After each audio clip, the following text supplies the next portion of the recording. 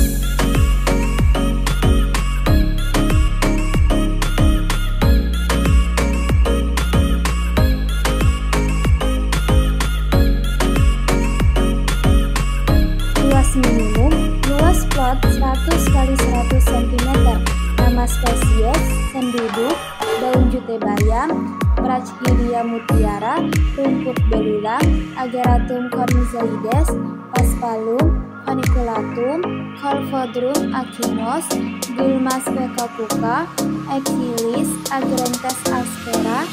Jumlah kumulatif spesiesnya ada 9. Luas plot 100 kali 50 cm. Nama spesiesnya senduduk, Triphodrum acinus, Ageratum cornizoides, Achiranthes aspera. Jumlah kumulatif spesies ada 4. Luas plot 50 kali 50 cm. Nama spesies rumput belulang, Ageratum cornizoides, Gulma specapuca, Exilis. Jumlah kumulatif spesiesnya ada 3. Dan luas plot 25 kali 50 cm.